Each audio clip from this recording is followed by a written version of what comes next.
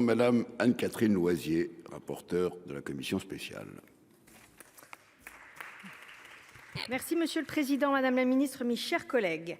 Face à l'aggravation rapide des risques incendies et à la vulnérabilité grandissante de nos forêts, une part de la réponse réside dans une gestion active et concertée de la DFCI par massif. En ce sens, notre PPL propose de mobiliser les acteurs du monde forestier au sens large et d'optimiser la gestion sylvicole comme levier de prévention et de défense des forêts contre les incendies.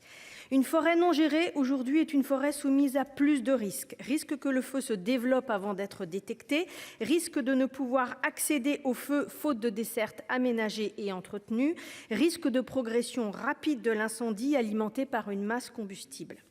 Pour répondre à ces risques croissants, nous proposons une stratégie à 2 niveaux. Tout d'abord, renforcer la prévention et intégrer la prise en compte du risque incendie dans les documents cadres de la politique forestière nationale. Puis décliner et adapter localement cette stratégie aux réalités et aux pratiques de gestion durable et multifonctionnelle de nos massifs. Cela représente des contraintes supplémentaires pour les propriétaires, mais les forestiers sont les premiers conscients de la nécessité pour préserver leurs forêts, leur biodiversité ainsi que la production de matériaux. Nous encourageons la gestion forestière et les documents de gestion durable qui atténuent le risque grâce à des pratiques sylvicoles favorisant la résilience des massifs, l'amélioration des dessertes, une meilleure connaissance et une surveillance, le renforcement de la présence humaine et de l'expertise en forêt. Nous préconisons des démarches collectives, la mobilisation des acteurs locaux et singulièrement des élus, la mise en place d'associations syndicales de gestion ou de DFCI. Par leur connaissance, leur veille attentive et leur gestion régulière des espaces naturels, ces acteurs sont déterminants dans l'efficacité de la stratégie de prévention et de lutte. Nous appréhendons la DFCI à l'échelle du massif forestier, plus pertinent pour que les acteurs s'approprient la politique de prévention et pour prendre en compte les réalités territoriales de nos forêts, souvent au-delà et parfois en deçà des réalités administratives. Nous ouvrons un droit de préemption DFCI aux communes sur les forêts non gérées comportant des enjeux au regard de la DFCI.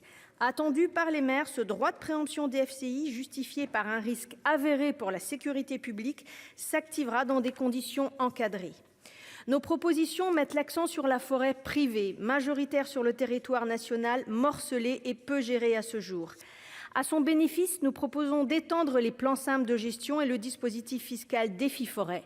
Près de 800 000 nouveaux hectares seraient ainsi impactés par ces mesures d'accompagnement. Pour mener à bien cet enjeu majeur de gestion de la forêt privée, nous nous appuyons sur le Centre national de la propriété forestière, organisme présent sur tous nos territoires qui agrée les PSG, qui prodigue conseils et animations. Les missions supplémentaires que nous lui confions appellent une compensation à coût complet par l'État, que nous n'avons pu faire figurer dans cette proposition et pour laquelle nous aurons besoin de votre soutien lors du prochain PLF. L'ensemble des dispositions proposées tirent les leçons des attaques sanitaires et des feux hors normes de 2022. Elles inscrivent dans le code forestier des principes généraux de diversification des essences, d'éco-conditionnalité des reboisements, appliqués aujourd'hui par la plupart des gestionnaires forestiers dans les reboisements.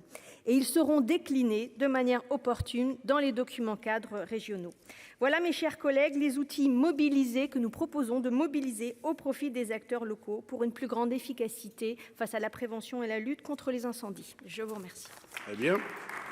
Et enfin, monsieur Olivier Rietmann, également.